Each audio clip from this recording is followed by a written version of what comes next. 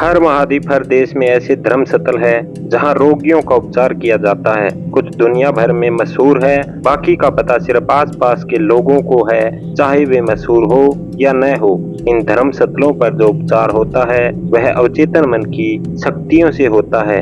मैंने जापान के कई मशहूर धर्मस्थलों की यात्रा की है। डाइबुट्स का धर्मस्थल दुनिया भर में मशहूर है। इसका मुख्य आकर्षण बुद्ध की कांसे की विशाल प्रतिमा है जो 42 फुट ऊंची है।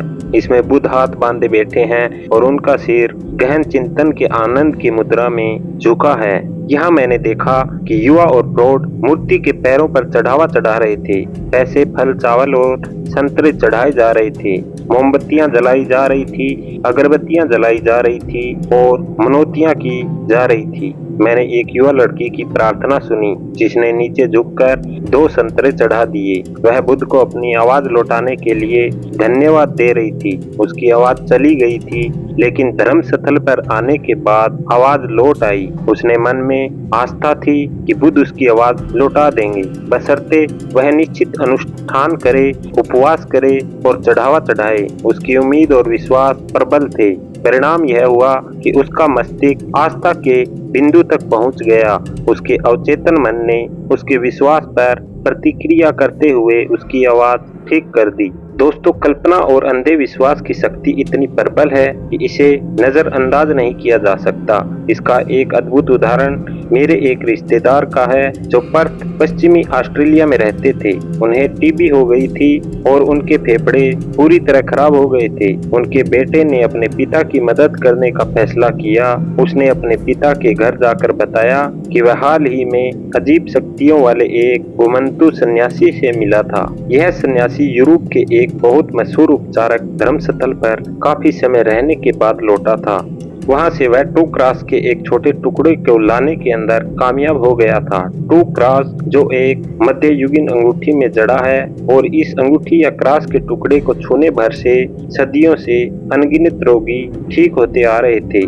जब बेटे ने यह सुना तो उसने सन्यासी को अपने पिता की बीमारी के बारे में बताया और उसने अंगूठी उधार मांगी। सन्यासी तैयार हो गया और बेटे ने स्वेच्छा से $500 का सामान सन्यासी को भेंट कर दिया। जब बेटे ने अपने पिता को अंगूठी दिखाई तो उन्होंने उसके हाथ से अंगूठी छीन ली। उन्होंने अंगूठी अपने सीने से लगाए, मन ही मन प्रार्थना की और सो गए। सुबह तक वे ठीक हो चुके थे। क्लिनिक के सभी परीक्षणों की रिपोर्ट भी थी कि उन्हें टीबी नहीं है।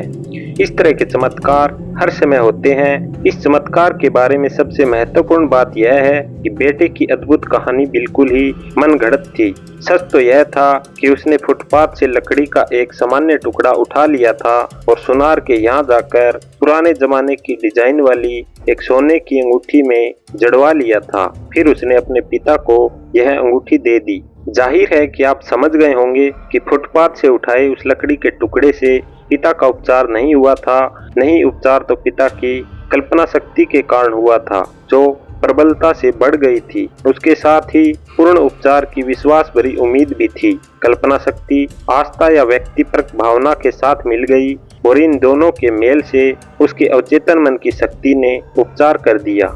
पिता को कभी पता नहीं चल पाया कि उसके साथ यह चाल चली गई थी। अगर उन्हें यह बात पता चल जाती तो हो सकता है कि उन्हें वह बीमारी दोबारा हो जाती। बहरहाल उनकी टीबी कभी नहीं लौटी।